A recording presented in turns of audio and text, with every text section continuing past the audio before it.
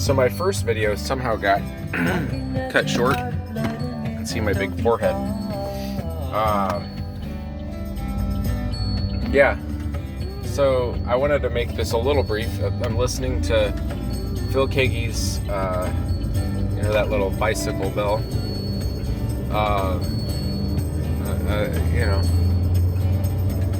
It works nicely in the song, I think, honestly. Okay, so, yeah, this is his first solo album called What a Day. It's a great album. My older friend, back when I was in high school, had this album, and I was really impressed. It honestly might have been the first Phil Keaggy album that I heard. I was like, oh, this is great. This is, it's not, this one in particular, it's not, there's a lot of Beatle-y melodies and stuff, but it's not particularly McCartney-ish. People draw a lot of comparisons, between like Emmett Rhodes' first album and McCartney's album, the McCartney album, and they're pretty different. Honestly, I think the Emmett Rhodes is super melodic compared to the McCartney album, and a better album, honestly. And I don't say that lightly because I'm a gigantic Paul McCartney fan. I love the first album, don't get me wrong. This album,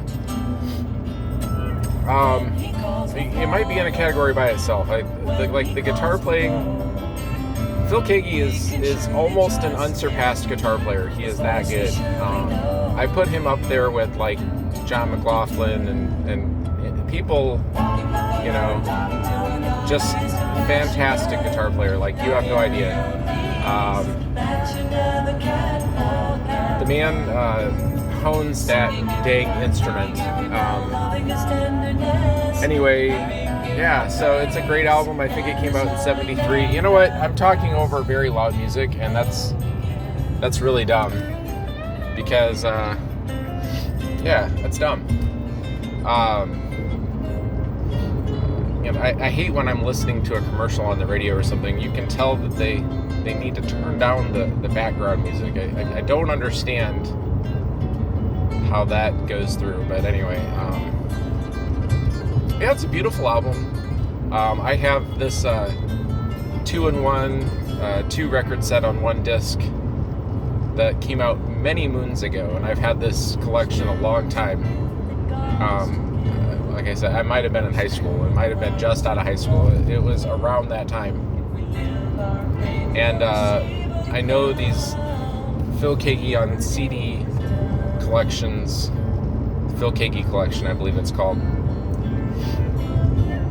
are super out of print. I know sometimes they go for big bucks, so I think I got rid of another one, and that was to my chagrin. Really sad about that, because that was like his best period, honestly. The late 70s, early 80s.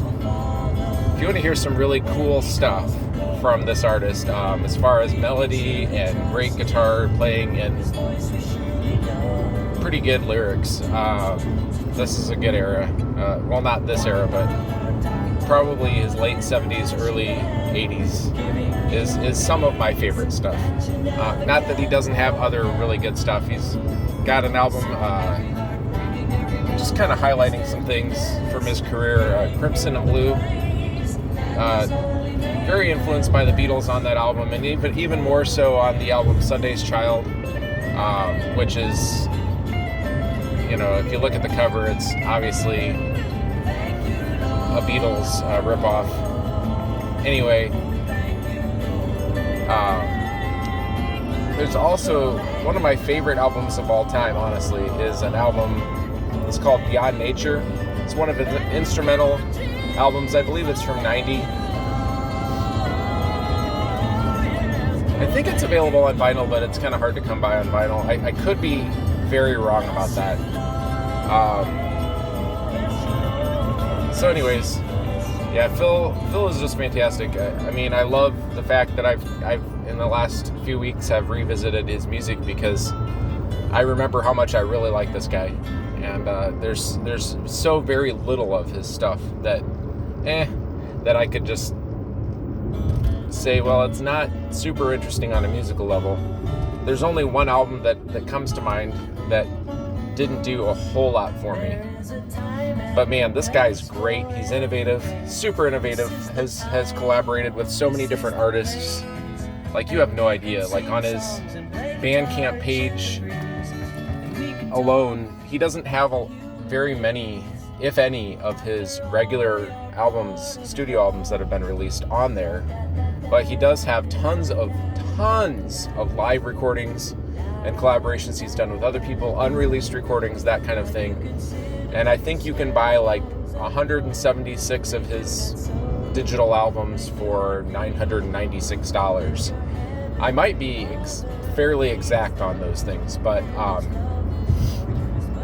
I don't really have $996 laying around, so I'm gonna pass on that. But a lot, if not all of it, is streaming, which is for free, which is really cool. He's got like an album that I think it's renamed on the Bandcamp site. It's called Underground, and there might be like 2 or 3 different volumes of that at least. But it's a little more keyboard. I think it was all done by him. It's kind of a McCartney 2 kind of thing, but not in the same exact musical vein, really. McCartney was a little bit more, what's the word I'm looking for? Experimental, maybe. I think the Kagi stuff is more polished sounding. Not that again, McCartney 2, one of my favorite albums, so I'm not gonna dog on McCartney. Just something slightly similar but different. Even different musically, really. In a lot of ways, Phil is, he's just a genius musically, honestly. Anyway, so I'm gonna let you go. I got to get to work here, so everybody take care and God bless and have a great day. I'm dark, but you can't see me. All right, bye.